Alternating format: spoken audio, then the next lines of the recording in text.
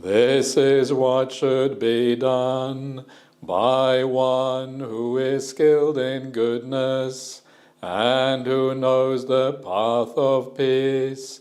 Let them be able and upright, straightforward and gentle in speech, humble and not conceited, contented and easily satisfied, unburdened with duties, and frugal in their ways, peaceful and calm, and wise and skillful, not proud or demanding in nature.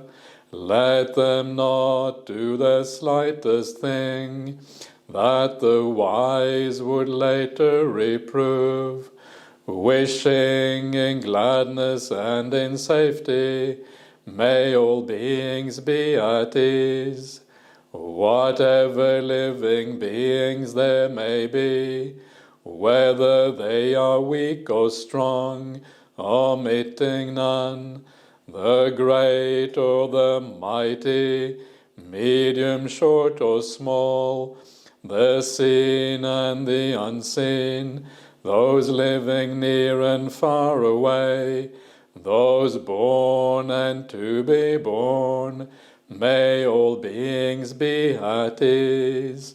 Let none deceive another, or despise any being in any state. Let none through anger or ill will wish harm upon another, even as a mother protects with her life her child, her only child, so with a boundless heart should one cherish all living beings, radiating kindness over the entire world, spreading upwards to the sky and downwards to the depths, outwards and unbounded, freed from hatred and ill will, whether standing or walking, seated or lying down, free from drowsiness. One should sustain this recollection. This is said to be the sublime abiding, by not holding to false views, the pure-hearted one, having clarity of vision, being freed from all sense desires, is not born again into this world. Right, Ajahn, over to you. Excellent. Okay, so again, nice to be back. I'm not sure, it used to be called the Armadale Group, Chris. Is it still called the Armadale Group, or is it called something else now? Is it? AMG International. Is it? Okay, I'm just looking at the screen here. There's not so many there's people from Poland, France, US, Singapore, everywhere, but I don't see any Armadalians here. Oh, that's one, Marlene. Yeah, okay. There's a few Armadalians, okay. Down here in the corner. Yeah, okay. It just doesn't say Armadale, that's the difference. The other one, it says the nationality, it doesn't say if you're from Armadale, I guess. So that's kind of... And Maureen from Perth and get... Yeah, okay, great. No, that's good. I'm glad to see some of the old faces there. That's wonderful. It's nice to kind of have an international Armadale. Maybe we should call it the International Armadale Group. How does that sound? That's kind of a cool name, isn't it? Maybe we should kind of do something about it. Anyway, let's get on to the real business of the Dhamma, the teachings of the Buddha.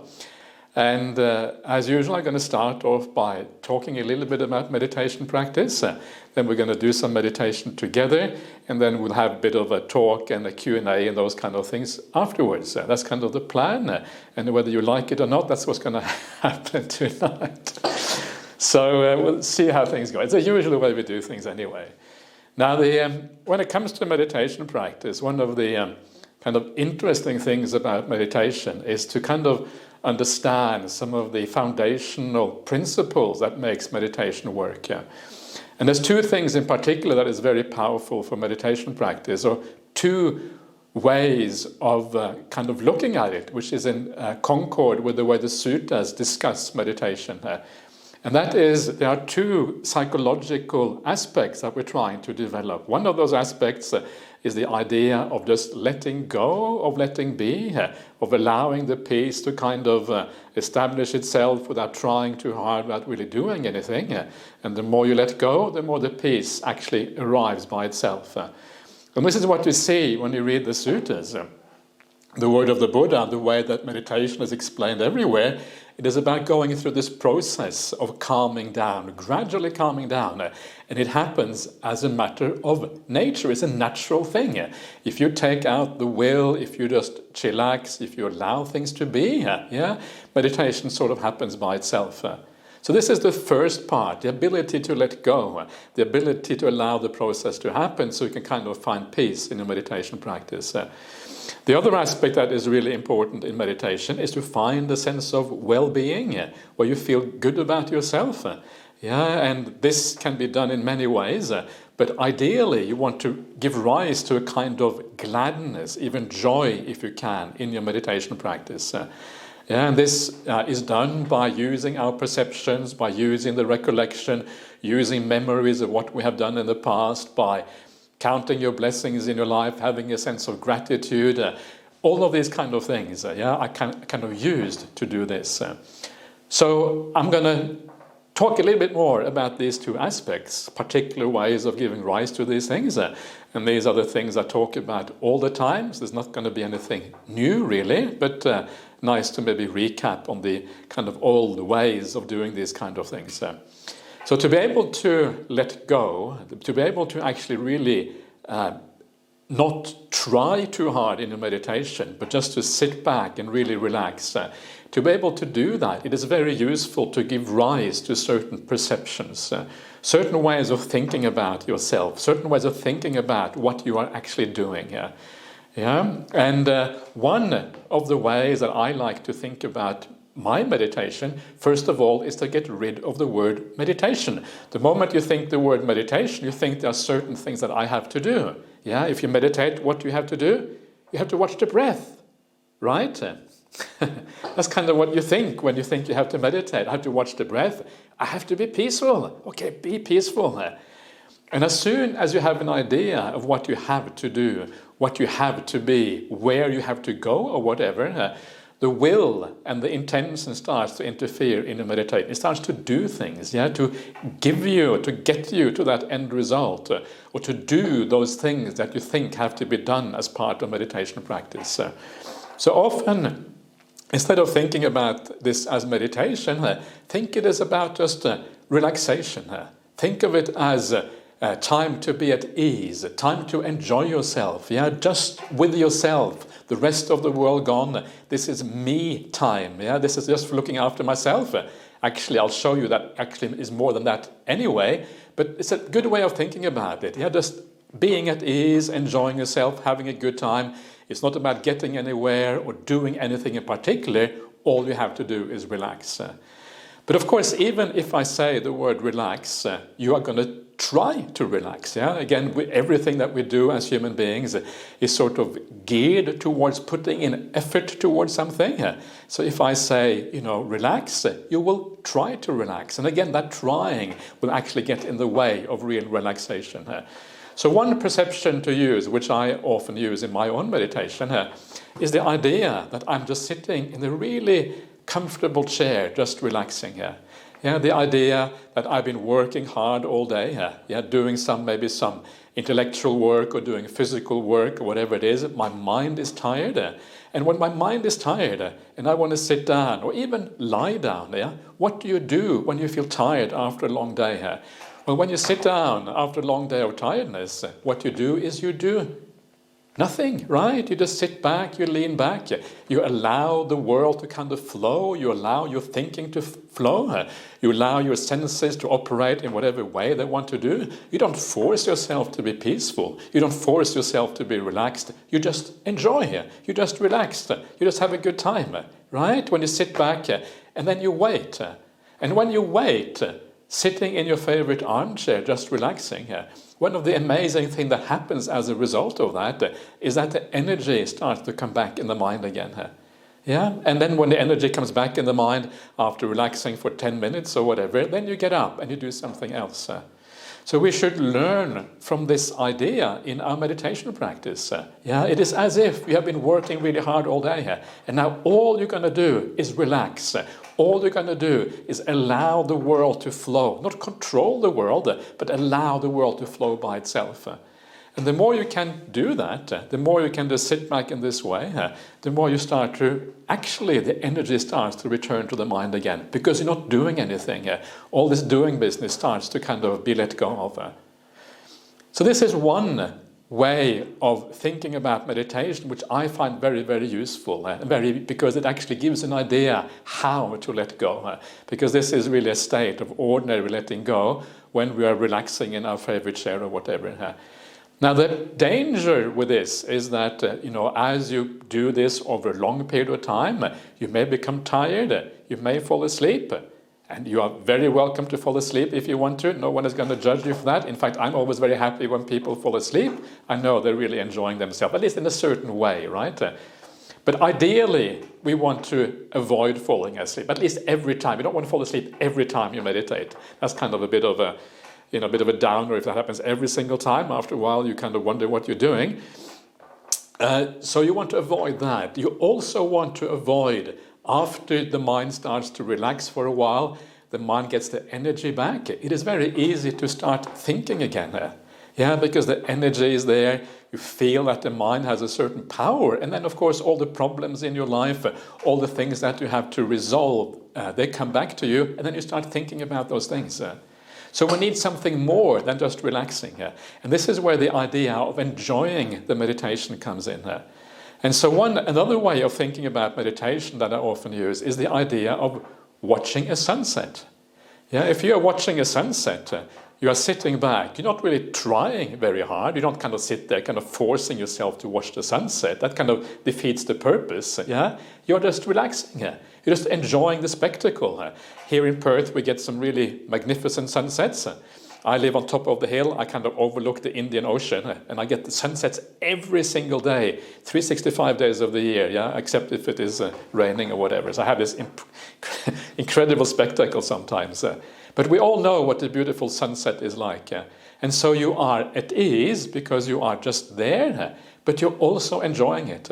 And that is what makes this a very kind of apt simile for meditation practice. You're at ease and you are enjoying at the same time. So one of the really critical things about meditation is to learn to look for the enjoyment in meditation. Learn to look for the peace. Look for actually what is beautiful there.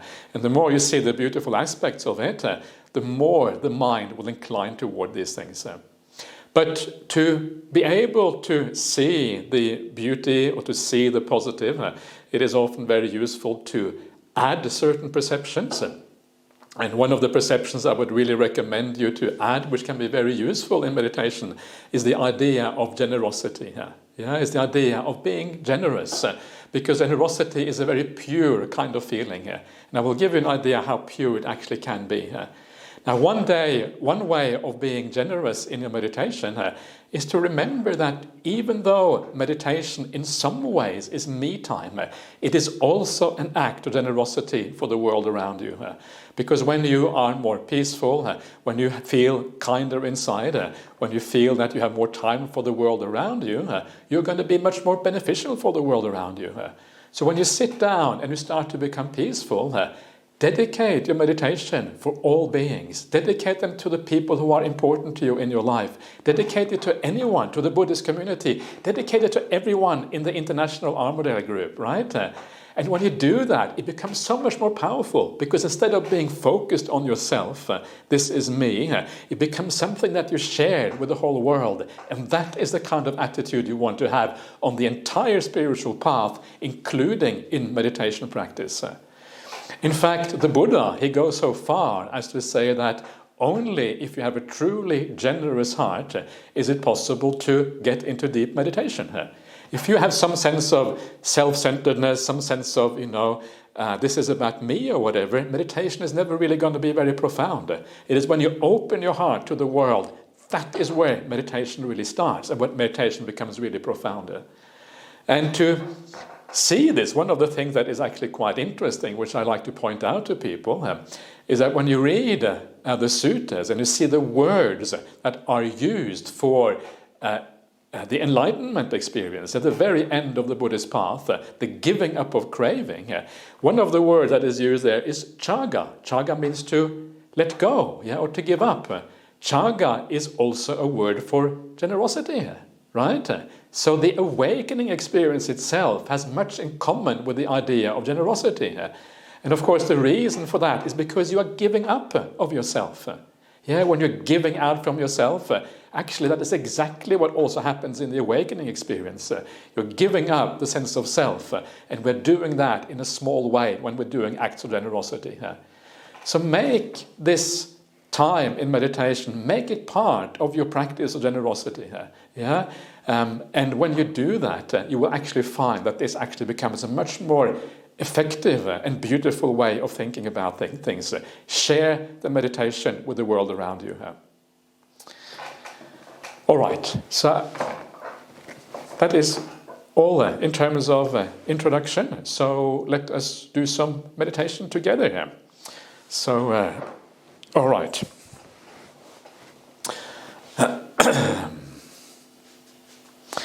So, as always, just make sure that you are comfortable first of all, that you're sitting in whatever way you can. It's about half an hour's meditation, so half an hour of comfortable sitting. So whatever posture works for you is going to be the right posture.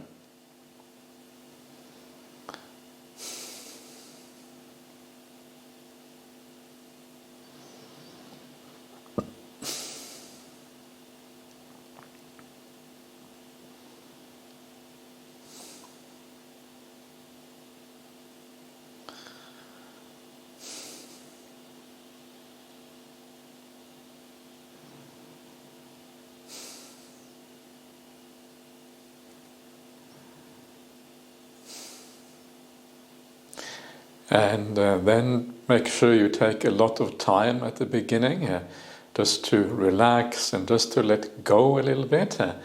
And if you have to, you can take a few deep breaths just to kind of allow your muscles to expand and then expel any tension or tightness you may have.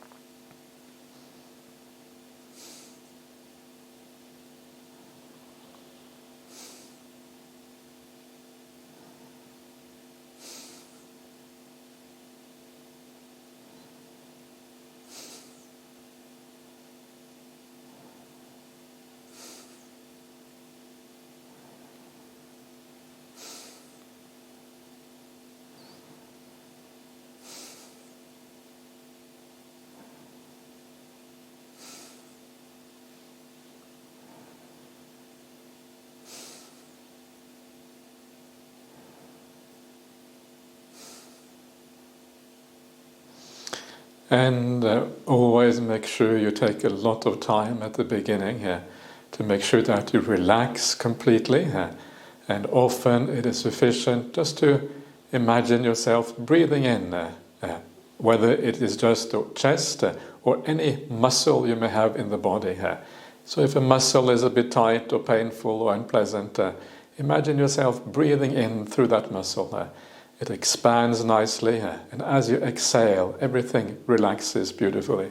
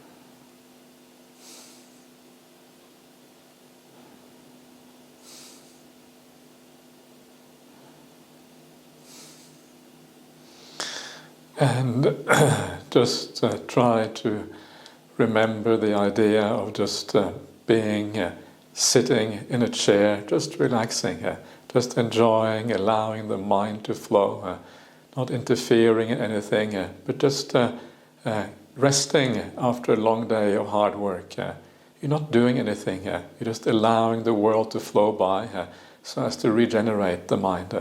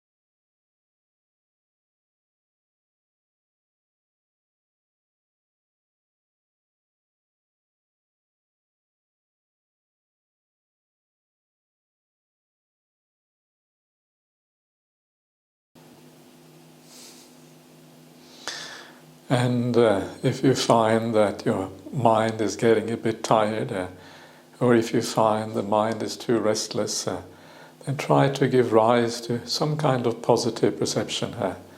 And one way of doing that, as I suggested before, is to dedicate your meditation to the whole world, to all beings, doing your meditation out of compassion for the world, out of kindness for the world, to support everyone around you, whoever it might be. And by doing this, you are doing something very beautiful for the whole world, not just through your conduct, but even through your meditation practice.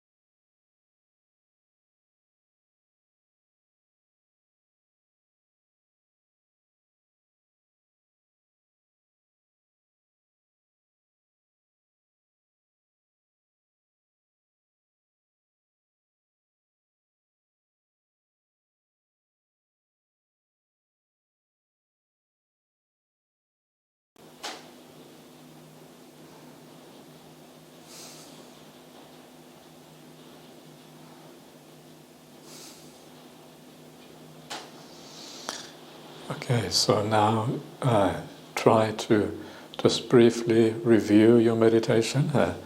And if you do feel a bit more peaceful and at ease and relaxed and mindful or whatever, ask yourself why that is the case.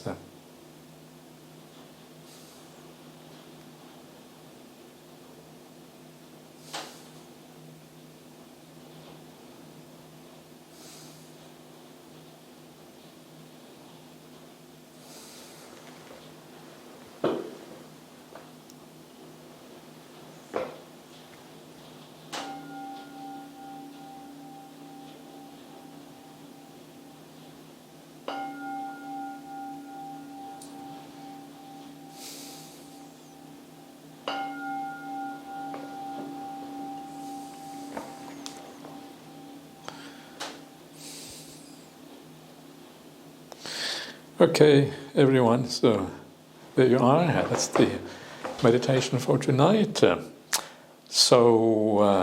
Would anyone like to say anything, to ask anything, or comment on anything, or complain about anything, or whatever?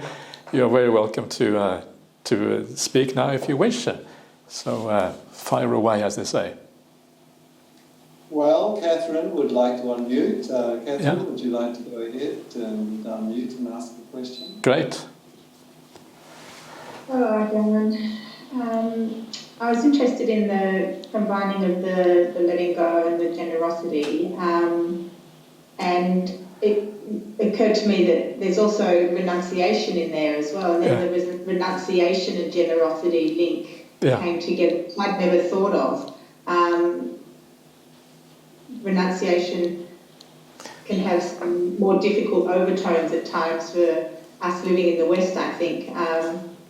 But perceiving it in that way felt quite useful. Yeah. I wonder if you've got any comments on that. Yeah, no, that's a very good point, actually. And I think the problem is sometimes actually the word renunciation. The word itself has very negative connotations for many people. It doesn't sound very positive. It sounds like you're giving something up without getting anything in return or something like that.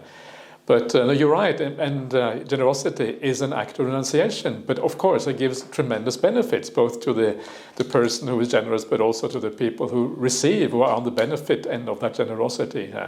And that's exactly the same thing as with meditation. Meditation is an act of giving up, but you actually receive something in return when you give up something. And what you receive is a higher kind of joy and a higher kind of pleasure in exactly the same way as being generous. And that is why, of course, at the very end of the Buddhist path, that's why there is that kind of remarkable similarity on the one hand between generosity and the awakening experience, because the awakening experience is really the highest kind of renunciation. It's the highest kind of giving up, but it's also the highest kind of happiness. So by being generous, by giving, we're actually getting the taste of what it means to be enlightened. This is like the beginning stages of enlightenment. You're giving something up of yourself, and you're receiving some benefit because of that giving up. So it's actually a very, very good point. I sometimes wonder whether we should stop using the word renunciation, because it has such negative kind of connotations in English, and whether we should find something else instead that is more positive. But so thank you so much for that question. That's excellent. And Eddie would like to unmute and ask a question too, Ajahn. Yeah, please. Thank you for your answer. Hello, Ajahn. Hello. Oh, yeah. This is actually about your recent session in your workshop. Oh, yeah. You actually mentioned about craving actually leads to future reborn.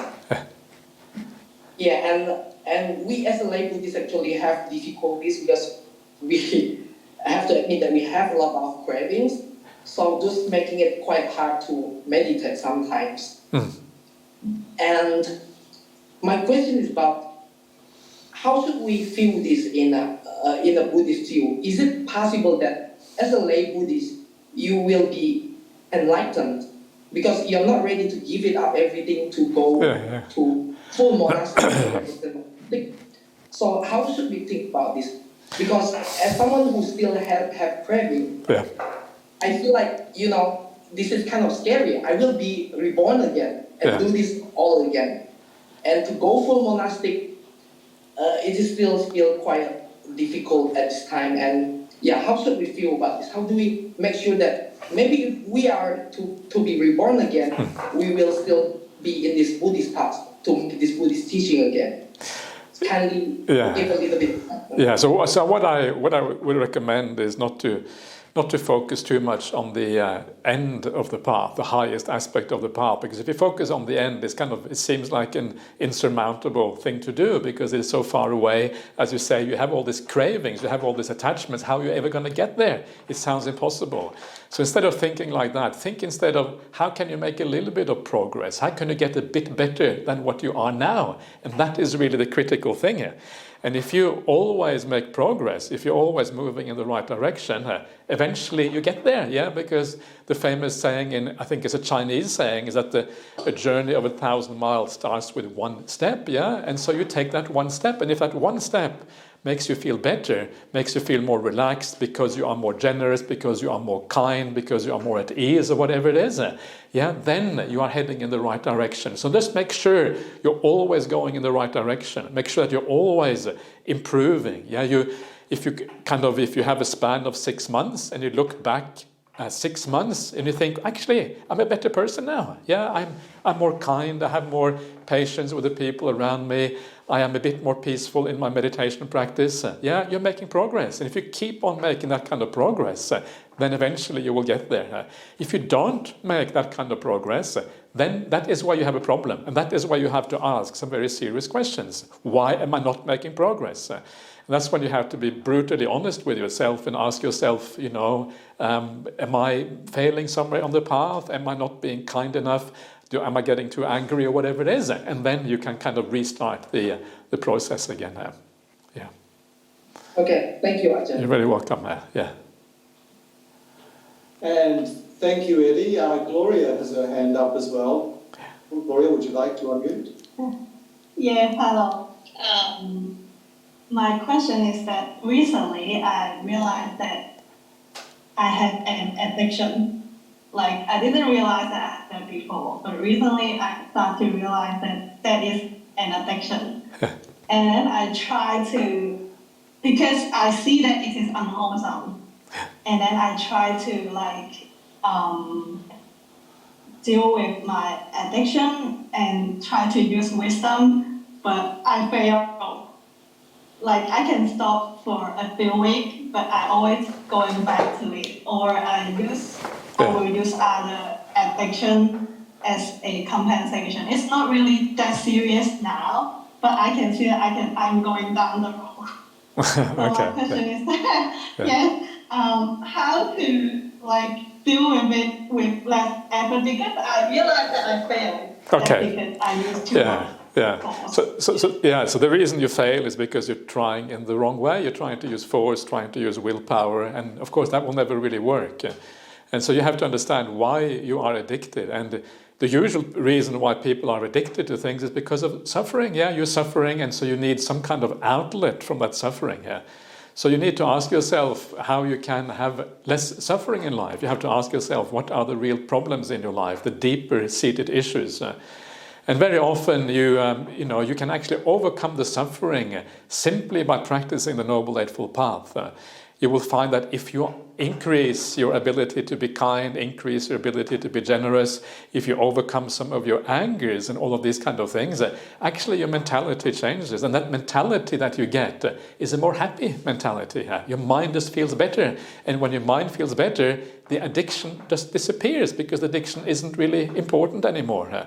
The addiction is there to cover up the suffering. Once the suffering is gone, basically you're going to be all right. So try to understand the suffering. That's one thing, and try then to see if you can overcome it. And you can use whatever means. You can even use some professional help, whatever you want. Number two, practice the path really, really well with real kindness, and your mind will actually change over time. And suddenly one day the addiction will be gone. So don't worry too much about the addiction. If it is not a harmful addiction, then don't worry too much about it. Let it be there. Instead, focus on the path of practice. Yes, the problem is that, yes, I think it's right not to worry too much about that. It's not an addiction that will cause direct harm to the body, but it causes a lot of harm to the mind, I would say. Yes, I will try to practice the path. Yeah. Thank you Okay. so much. Good. Excellent. Yeah. Yes, and thank you, Gloria. Jennifer, would you like to unmute and ask a question? Yes. Hi, Ajahn Brahmali. Hi. Yeah. Is it very cold there? It's so in here it's good. Yeah. Inside is all right. Yeah. Yeah. I'm coming for the rains retreat, so I'm arriving. In a month's time. Yeah. My question is because in Penang it's like hot and very very stressed, and I must admit it's quite challenging. Getting organized to go away for 3 months, a lot of things to attend to, and I feel that lately I'm rather tense, to be quite honest. So many, then when I'm meditating, I don't seem to smile as I used to, And I'm just wondering whether, Ajahn, you could share how important it is to actually bring on a smile, during meditation. Yeah. Sorry. I mean, what is important is that you relax. That's really, really important. Yeah, that's more important than smiling even. Because first you need to relax, then you can smile. Because otherwise you create even more tension because you force yourself to smile. Yeah. And then it doesn't really work. So just learn to relax first of all. And even if you have to lie down for a while. Yeah, lie down for half an hour and just allow your body to breathe naturally and there's no kind of tensions inside. Whatever it takes to really be nice and relaxed is the most important thing. Yeah. And sometimes even if you can't do any meditation because you're too tense, at the very least you can lie down for half an hour and just breathe naturally and let go of the tension.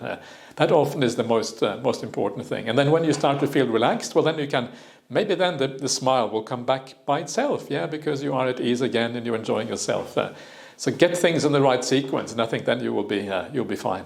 Yeah. Thank you for that. Okay. See you soon. Very good. See you soon. Yeah. Melody, thank you, Jennifer.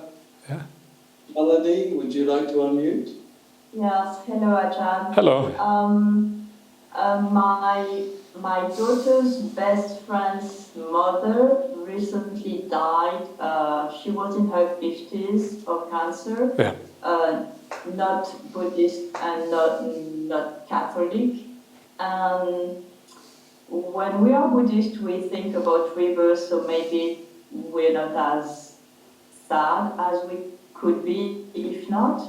But I don't want to be insensitive or to push my belief on this family and trying to comfort them. Yeah. And I was wondering what would be the thing to do to try to comfort them, and personally, if I could do some chanting or sharing merits to this lady. I'd like to have your advice on it. Yeah, I think many people, even if they're not religious, they're not Catholic or Buddhist, many people understand that the future is very uncertain even after you die. We recognize we don't know what happens when you die. I mean, maybe there is no rebirth, but maybe there is rebirth. And I think a lot of people kind of accept that.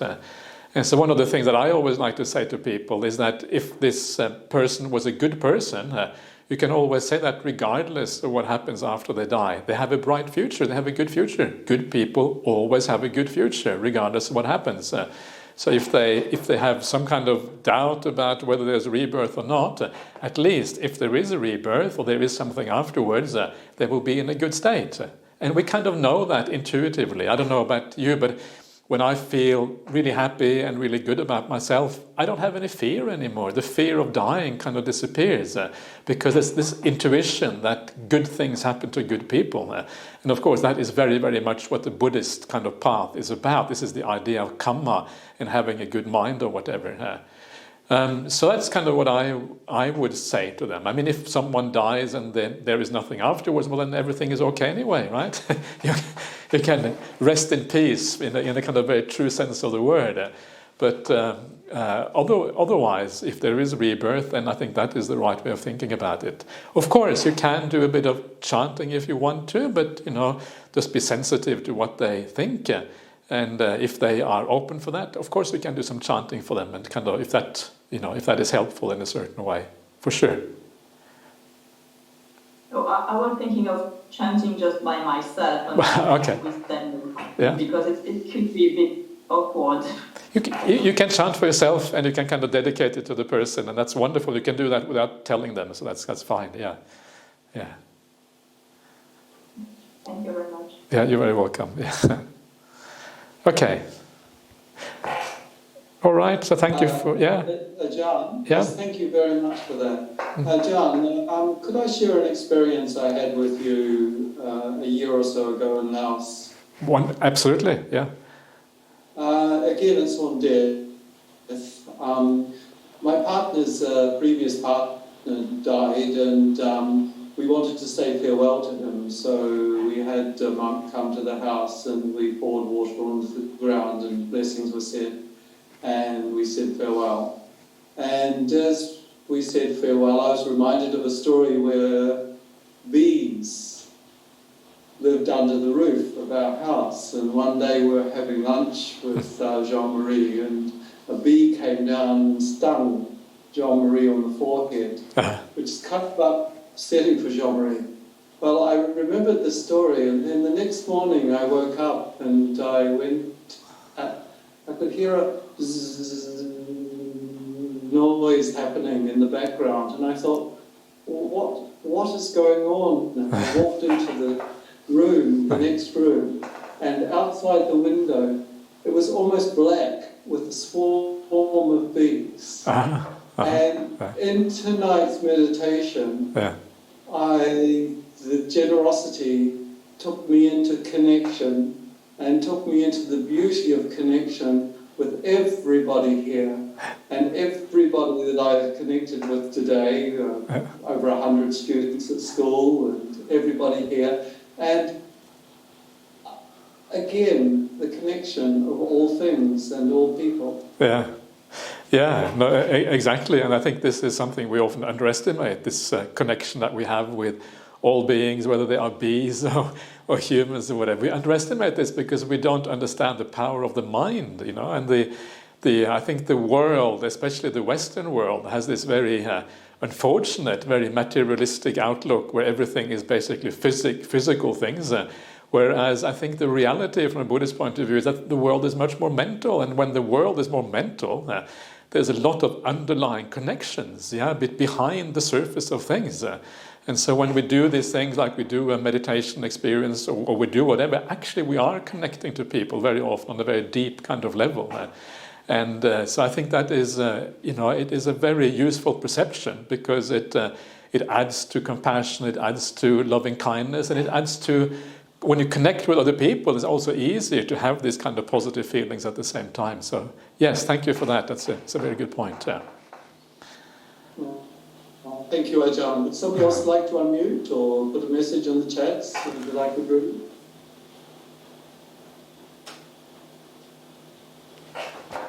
Okay. So I'll, Stell would actually like to. Sorry, Ajahn. Yeah, please, no, please. Yeah. Thank you, Ajahn. My question was, a few months ago, when I was in Paris, I saw someone, a homeless person, sleeping on the pavement, and I felt a lot of compassion. So because he was sleeping, I put a little note on his bag. And then after that, I read that, or heard, I can't remember, that it was better to give to, monastics than to give to people in the street. But I felt like, monastics, you don't, of course I give to monastics as well, but it seems to me that this person needed it more than you, for example, you or the monks or the nuns. So I was a bit confused. So if you could help me, thank you. This is a very important question, actually. And by the way, it's nice to see you again. But It's a very important question because the Buddha was asked this precise question. And this was King Pasenadi, one of the large famous kings in ancient India. He went to the Buddha and he said, where should a gift be given? And you would think maybe the Buddha would say, well, you should give it to the Sangha, you should give it to the monks or whatever. But no, he didn't say that. He should give whatever your mind is inspired, wherever your mind finds peace, wherever your mind kind of feels something positive. So if you are going on the streets in Paris and you see a person who is homeless and you start to feel compassion, you should always give at that time. It is always the right time to give.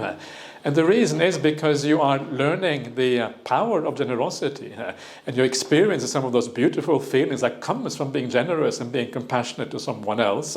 And you're actually encouraging yourself into future compassion. So when you give, when you feel compassion, actually those are some of the most powerful times to give. Yeah.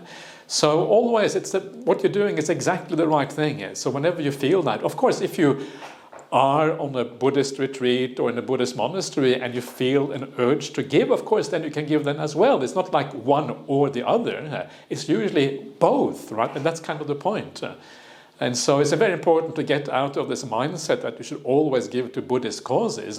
That's not what the Buddha said. Give where you feel inspired. That's the most important thing, yeah.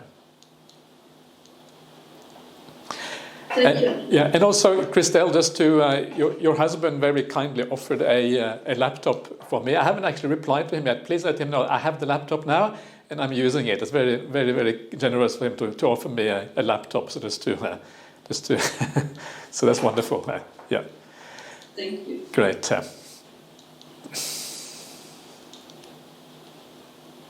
Would anyone else like to ask a question? Over to you, Ajahn, then. All right. Okay. So what I thought I would. There's someone in the chat. Someone in the chat there. Okay. Okay. This is from one of our members this evening. What's the best way to get my 12-year-old to start meditation? How do I introduce him to it? So I think that what you have to do is you have to somehow make them enjoy sitting peacefully, right? This is kind of the trick. Whenever you enjoy something, you will do it. And this is true for 12-year-old as it is for an adult, as it is for a deva maybe, or a ghost. Yeah, even ghosts have to meditate, they have to be happy, whoever it is. And so what you need to do is you need to find a suitable way to inspire your 12-year-old. And I'm not sure exactly what that is. I'm sure there is some tools for this online. So I think it's probably better sometimes to kind of look up what are the experiences of educators around the world who do this kind of things. But what I've heard is that sometimes you make them imagine things. Yeah, you make them sit down and imagine the sky or seeing the clouds in the sky or something like that, something that they can focus on, which makes sense to them. And this can often be a very useful thing for children. They need to use their imagination. Yeah, children often have very vivid imagination, so you use that as a guide, as a help to make the meditation work. But be gentle with your 12-year-old. I'm sure you are gentle already, but be, if they don't want to meditate at the end of the day, don't worry too much about it.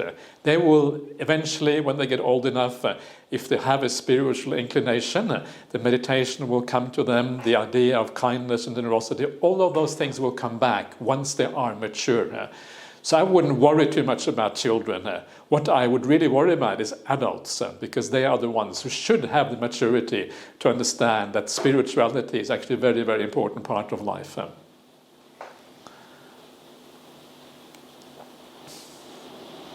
Thank you, Ajahn. Is there anybody else? All right, Ajahn, would you like to continue? Sure.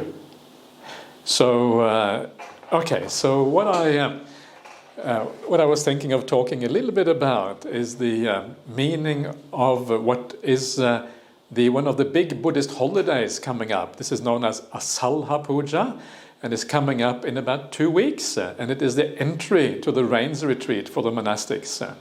You may have heard that monastics, whether they are monks or nuns, they go on a rains retreat for 3 months of the year. And that is when they stay put in one place, and very often they will focus on their meditation practice and all of these kind of things. That's what we also do at Bodhinyana Monastery here. But what is Asalha Puja? Where does it originate from, and where does it come from? And what is the meaning specifically of this particular day? And where it comes from the time when the Buddha gave his first discourse. Yeah? He gave the first discourse of the Buddha is known as the Dhamma Pavatana Sutta, the setting in motion the wheel of the Dhamma. And it's really the starting of the entire dispensation of the Buddha, when he gave, when this whole thing started rolling into the world and become part of humanity. The Dhamma became part of the inheritance, if you like, of humanity itself. And so this is kind of the significance of this. Sometimes it's called the Dhamma Day because it's the beginning of the Dhamma as such.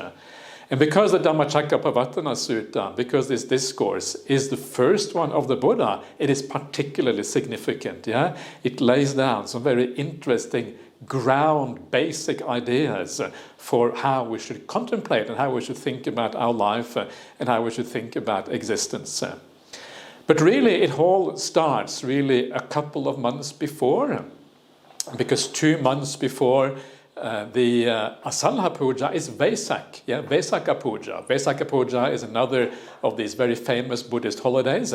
It always happens 2 months before Asalha Puja, and Vesak Puja is when the Buddha's awakening happened, right? And then after his awakening, he traveled from Bodh Gaya, which is the place where he was awakened, and he traveled all the way to Varanasi, to Saranath. And that is where he taught the Dhammacakkappavattana Sutta, the setting in motion the wheel of the Dhamma. And that was Asalha Puja. And so there's a 2-month gap in between. And some of the events that happened in that two-month gap are actually very interesting. Yeah, we are now moving towards Asalha Puja. So we're kind of in that 2-month gap where the Buddha was going from the place of awakening to the place where he was giving the first discourse. So what happened? And what happened was that after his awakening, the Buddha was reflecting on what he had learned, and he realized that the things I have learned are really profound. Yeah, these things are incredibly deep. What are the chances that ordinary people in the world will be able to understand this? Yeah, he thinks, well, it was so hard to find this. What I have found is so incredibly counterintuitive.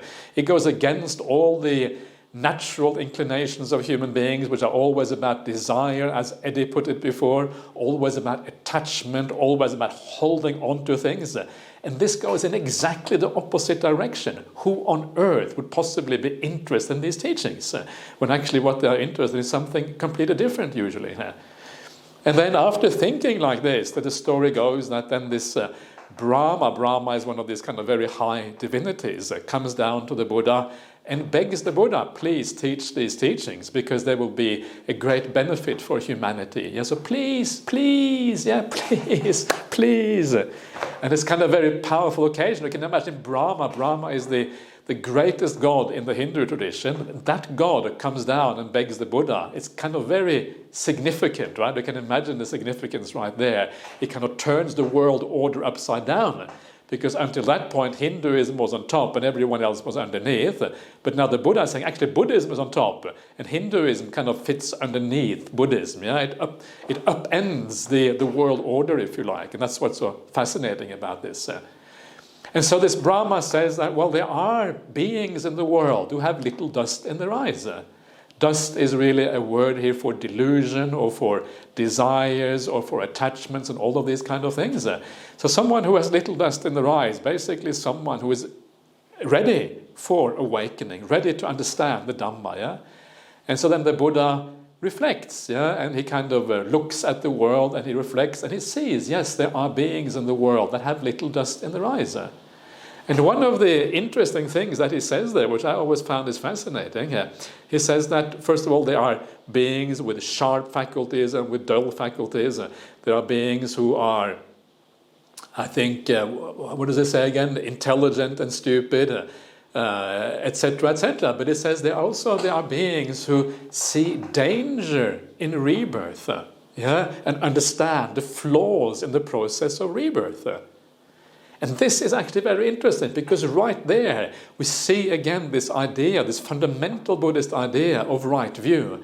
If you have that kind of right view, if you understand, first of all, that there is rebirth, and you understand, secondly, that actually this whole rebirth business is pretty scary and pretty worrisome and pretty concerning, yeah, that is a very, very powerful foundation for understanding the Dhamma. And when the Buddha sees this, when he understands this particular problem, this, of course, is a very profound aspect of the Buddhist path, but the very fact that people already see that means that they are kind of ready for the whole awakening experience. Yeah, so if any of you have a similar kind of idea, well, first of all, you have to have a feeling for rebirth. Yeah, so if you have that, congratulations, because this is already a very important part of the Buddhist path. But if you, on top of that, have the ability to see a little bit the danger in that rebirth, actually, it means that you have a very powerful foundation for practicing the spiritual life. So please contemplate these things. Yeah, these are things which really create a foundation for the Noble Eightfold Path to unfold in a very natural and easy sequence, because the view is so correct at the bottom of all of this. Anyway, I'm getting a bit ahead of myself there. So this is what the Buddha thinks. And when he sees this, then he says to the Brahma, he says, thank you, or not, maybe he doesn't say thank you, but he says something like, the doors of the deathless are open. Yeah, let those who have faith or those who can release their faith. Yeah, and then I will now be going to Varanasi to set in motion the wheel of the Dhamma, the Dhammacakkappavattana. I will now go and do that, and go to Varanasi, or whatever he says. And actually, he says this late. I think I'm getting the sequence confused, but it doesn't matter exactly when he says this. This also, to me, is a very interesting and very inspiring fact about the Buddha's ideas, is that he has this idea from the very beginning that he's going to set in motion the wheel of the Dhamma. Yeah, the idea of setting in motion the wheel of the Dhamma is this idea that once the Dhamma is taught in the world, it tends to go by itself. It propagates by itself from one person to another one, from one generation to the next, from one society to the next. And the reason is because of the inherent power of these powerful teachings. So once you hear these teachings, you practice them, you have a similar kind of realization, you become the teacher of the next generation, and then it carries on, rolls on like that, with a certain power within itself. And the Buddha, from the very beginning, realized that power of these teachings. And of course, what that means, and for me this has always been a very inspiring kind of idea, because what that means is that if the Buddha knows from the very beginning that these are teachings that will roll on in the world, that will go from one generation to the next one, from one culture to the next one, if he knows that from the very beginning, it means that he will teach in a way that all these people can understand, right? He will teach in a universal way. He will teach in a way that is applicable for everyone. He will teach in a way that I can understand, yeah? I was born in Norway, for goodness sake. Yeah, it was cold, there were no Buddhists, there was nothing. And still I can understand the teaching. If I can understand the teaching, there's hope for everyone. That's what I say. Yeah, so... And this is kind of the beauty, because it doesn't speak to you whether you are living on Greenland or whether you're living in Africa or in South America or in Tibet or in Thailand or the US or whatever place it is, whatever God-forsaken place it might be. God-forsaken places are good, yeah, because God sometimes gets in the way. So if you think you live in a God-forsaken place, maybe that's a good thing. So don't worry too much about that. But whatever place it is that you live, and if it is God-forsaken, maybe that's a good thing for you. The teachings are really meant for the human heart. And because they are meant for the human heart, one of the powerful things about these Buddhist teachings, once you start to get into them, is that they really speak to you. So remember this, when you start reading the Buddha's teachings, if you have a chance to listen to a sutta reading, if you have a chance to kind of read these things on your own, remember the Buddha is talking to you. The Buddha is setting in motion the wheel of the Dhamma. He's not just thinking about the audience in front of him. He's thinking deliberately about future generations. He's thinking about us. Yeah? And this is such a powerful idea. And when you start to read the suttas with this in mind, it opens up the suttas in an entirely new way. You have a feeling when you read the sutta that these suttas are spoken out of compassion for you specifically, for me specifically, because it encompasses all of humankind. And this is the power of some of these very simple ideas that you find in the suttas. So remember that the Buddha, the greatest spiritual master that humanity has ever seen, has compassion for you, every one of you, and myself included. Then the Buddha carries on. Then he is convinced by Brahma Sahampati that he should be teaching the Dhamma, and then he thinks, well, who should I teach? Now this is also interesting, because how does the Buddha make up his mind about who he should teach? And the first thing he thinks is, well, who is going to understand these teachings quickly? That makes kind of good sense. Who is going to understand it quickly? You want to teach someone who is able to understand. Otherwise, you're kind of wasting your time. It sort of makes sense. So you can take it in general that the Buddhism, we teach first and foremost those people who have the ability to understand, those who are interested, those who lend an ear. This is very important because it gives an idea of how we should be, how we should act to be able to receive these teachings in the right way. And so the Buddha thinks, and then he says, well, actually these two teachers that I had at the very early days when I was practicing, these two teachers are called Alara Kalama and Udakaramaputra.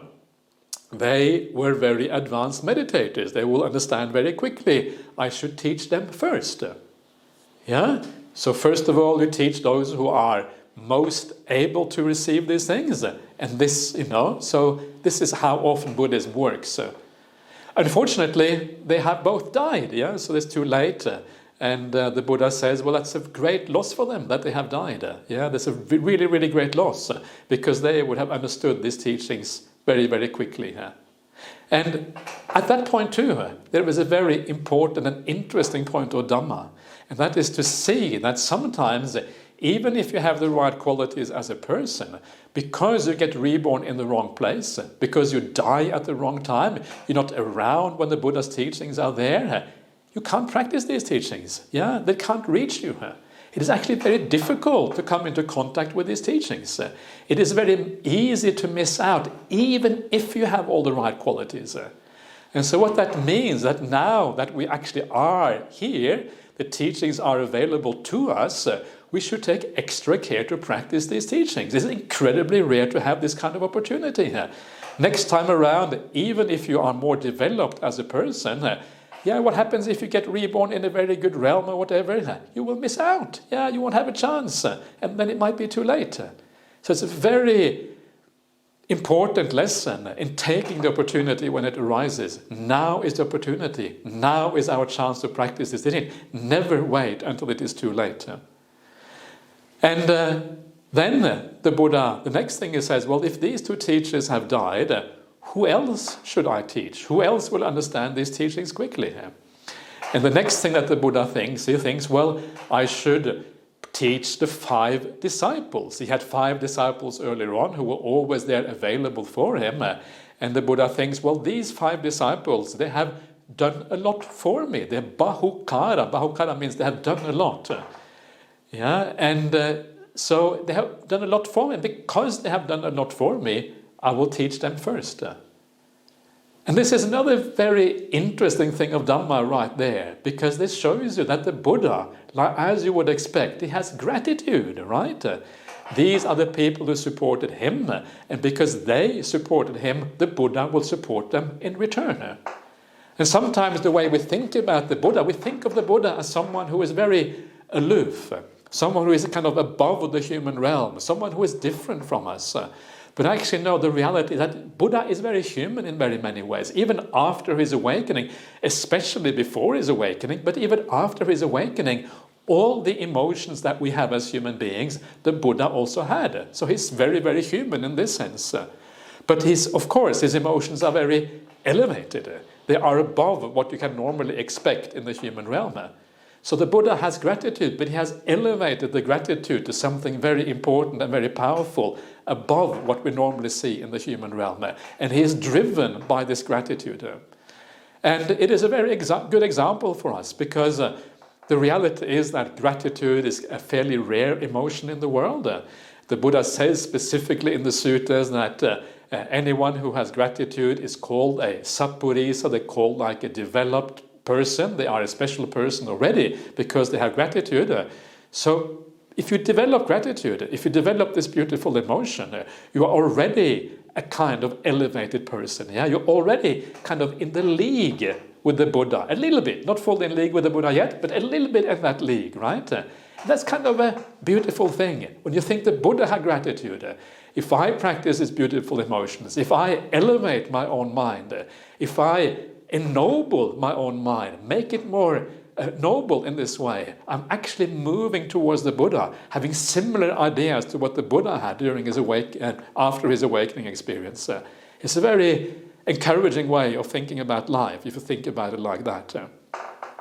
And one of the interesting things that the Buddha says elsewhere, he says that, well, it is such, all the arahants in the world, all the enlightened beings, or even the stream mentors, whoever it is, those who are practicing really well, they will always act out of gratitude. Those people who were the disciples, those people who supported them, those people who kind of offered to help whenever it was required, they will always be the first to be taught by someone who is a really noble person, like an arahant or a stream mentor, or someone who is on the path to awakening here. So gratitude is a very beautiful and powerful emotion that we should all focus on. Then the Buddha carries on. Yeah, I'll just carry a little bit longer, Chris, because otherwise it's very short. I'll maybe go over a few minutes. I hope you will forgive me for that. And then the Buddha decides, okay, I will go and teach these 5 disciples out of gratitude. And then he finds out that they are in Varanasi, in Benares, which is a long, long away from where the Buddha was. We're talking about several hundred kilometers. If you look on the map, you can see roughly where it is. And so he sets out walking. And as he sets out walking to Varanasi or Benares, on the way, he meets a person. Yeah, this person comes. This person is named Upaka. And Upaka looks at the Buddha. Now you can imagine what it may look like. This is very soon after the Buddha's awakening here. Imagine meeting the Buddha soon after his awakening here. It is said in the suttas that one of the most powerful times to meet someone is precisely after their awakening. And the reason, of course, is because you are going to be incredibly bright. Yeah, you're going to be really, really sharp. Your faculties are going to be sharp. The way you look is going to be reflected. It's going to reflect this awakening experience. So you can imagine the power of meeting a newly awakened Buddha. Can you even imagine what that would be like? Imagine meeting an awakened Buddha, right? Walking through the forest, and there comes this person. And it would be kind of awesome, wouldn't it? So what do you think happens? Well, what happens is that this Upaka, he looks at the Buddha and he says, wow, your faculties are so bright, your skin and complexion is so pure. What happened to you, man? You know, it doesn't say quite like that, but it says something to that effect, right? And then the Buddha replies, and this is kind of where it gets interesting. The Buddha says, well, he says something to the effect that I am the supreme victor here. Yeah, I have conquered all of these defilements or whatever. Yeah, and then the Upaka says, well, who is your teacher? And he says, I have no teacher. I am a self-awakened one in the world. And because I'm self-awakened, who can I call the teacher? I'm now on my way to Varanasi to beat the drum of the deathless. And of course, the interesting thing here, what happens next, is that Upaka, because he hears this from the Buddha, you can imagine yourself meeting someone saying that to you, right? Upaka just kind of shakes his head, wags his tongue, and then takes off in the wrong direction. He goes to Kumagga and goes in the wrong direction here. And of course, the idea here of going in the wrong direction, it is a metaphor for the idea of not understanding what is going on. He's face to face with the Buddha, doesn't realize it, and then goes off somewhere else instead of becoming a disciple of the Buddha. And this is another, I think, incredibly important learning experience for us. Very often when I'm in the Buddhist circles, I often hear people say things like, oh, you know, when I I will kind of wait till the next Buddha is around, and then when the next Buddha comes, then I get a really good teacher. Yeah, these teachers these days, they are not good. Yeah, they're not really enlightened or whatever. And these days it's impossible, and all of these kind of things. Well, first of all, it is still, in my opinion, quite possible to become enlightened in the present day. You can still practice the path fully. Yeah, it is still fully possible. There are beings these days who are very impressive in the way they act, the way they live, and all of these kind of things. But more importantly to me is that, let's say that you were to meet the future Buddha. Would you recognize the future Buddha? Or would you be like Upaka and kind of just go off in the wrong direction because you had no idea what's going on? What would you do if you went down the street in your city? What would you do if you walked down the street in Armadale, right? Some of you are Armadalians. So what would you do? And someone came up to you and said, yeah, I'm awakened, yeah, I have no teacher, I'm the conqueror of the world. Would you say yes and follow that person? Or would you say, or would you kind of hurry along and kind of, forget about this person as quickly as possible? Probably you might be scared even of a person like that, right? Because you think they're probably mentally disturbed. So actually, it is very, very hard to kind of become and even recognize a Buddha. It's incredibly difficult in this world. So instead of trying to think about the future, instead of trying to think that there are alternatives, different kind of Buddhas, instead of doing that, we should recognize the difficulty of these things, and we should be so grateful that we are on the path now, that we have recognized something, and we should take this opportunity now to really practice the Dhamma in the right way. And instead of having some idea about some kind of future Buddha, some idea that down the track then we will practice, very often that idea comes from defilement anyway, because we couldn't be bothered, or we want the easy way or whatever. Instead of that, we should have gratitude to the Buddha Gautama, our Buddha, and we should thank our Buddha for being there, being our teacher, having taught 2,500 years ago, and still being our teacher in the present day. That is the right way. That is the right way of respecting the Buddha. If we don't do that, we're not paying proper respect to the Buddha we have today, and that is a big mistake. There's much more to be said, but I will stop there because time is up. So thank you very much. And thank you very much to Ajahn. Ajahn, I was wondering if your 2 for the price of 1 offer is still available. Well, what does that mean? That is to chant to offer thanks to the Buddha, Yeah. Dhamma and Sangha. Of course. And also doing so, offer us a blessing too.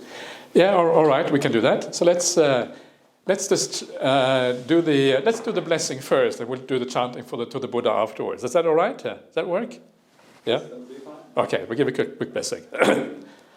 Nati me saranang anyang, Buddho me saranang varang, ete nasachava, jena sotite, hotu sambada, Nati me saranang anyang, Dhammo me saranang varang, ete nasachava, jena sotite, hotu sambada, Nati me saranang anyang, Sangho me saranang varang, ete nasachava, jena sotite, hotu sambada. Okay, so let's pay respect to the Buddha, Dhamma and Sangha. Arahang Samma Sambuddho Bhagava Buddhang Bhagavantang Abhivademi Svakato Bhagavata Dhammo Dhammang Namasami Supatipanno Bhagavato Savaka Sangho Sanghang Namami.